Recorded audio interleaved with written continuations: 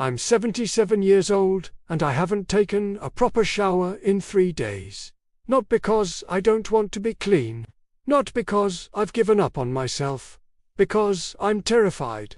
I stand outside my bathroom door every morning, hand on the knob, telling myself today will be the day I do it, and then I walk away.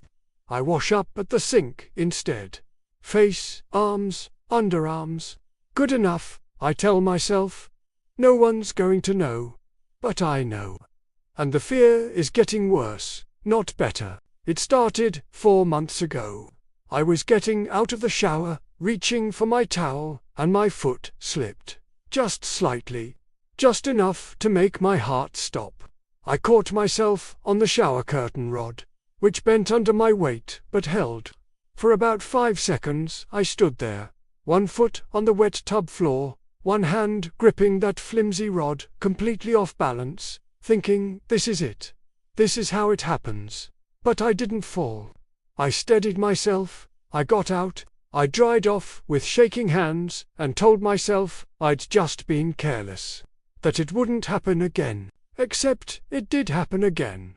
Or almost did. A week later, reaching for the shampoo, I felt that same slip, that same moment of panic.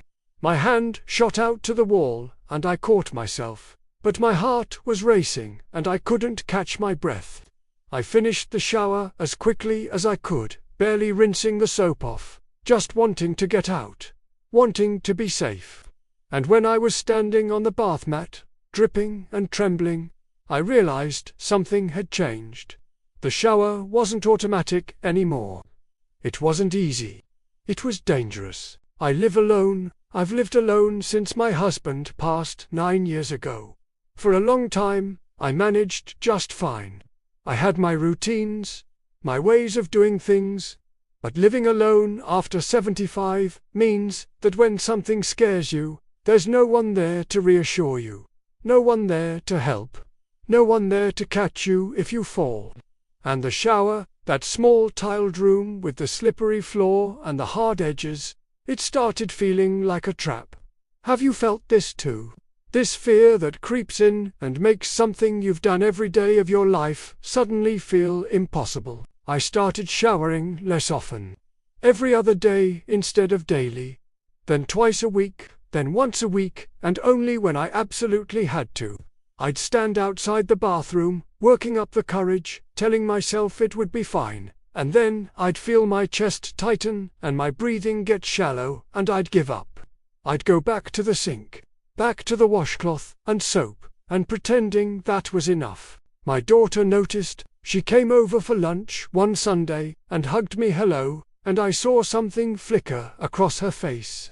She didn't say anything right then, but later, as she was leaving, she asked if everything was okay, if I was feeling well, if I needed anything, and I lied. I told her I was fine.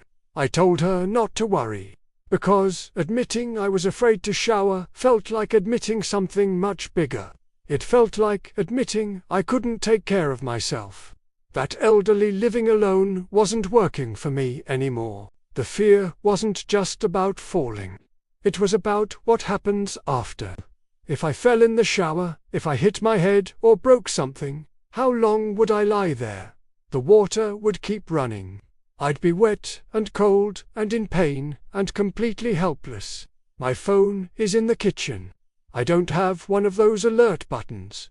There's no one close enough to hear me scream. My daughter lives 20 minutes away. My neighbors are elderly too, and we're not the type to just drop in on each other.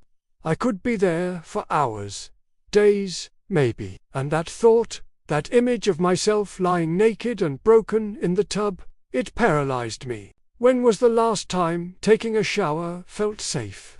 When was the last time you didn't think about falling, didn't calculate every movement, didn't feel your heart race the entire time? I bought a shower mat. One of those rubber ones with suction cups. It helped a little. Made me feel slightly more secure. But then, one day, I stepped on it, and it shifted under my foot, just a fraction of an inch, and the panic came flooding back. Because the mat wasn't enough. The mat couldn't stop me from losing my balance. Couldn't stop my knees from being weak or my vision from going blurry when I bent down to wash my feet. Couldn't stop aging from making every simple task feel like a risk. I started taking baths instead. I thought sitting down would be safer, and it was, in some ways. But getting out of the tub was worse than getting out of the shower.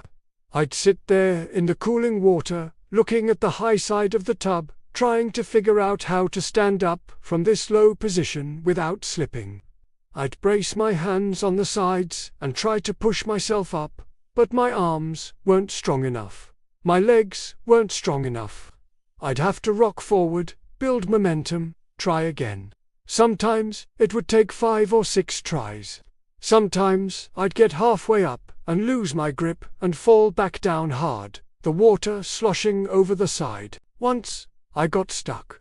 I'd taken a bath in the evening, which was stupid because I was already tired. I sat there for almost an hour, trying to get out, failing over and over.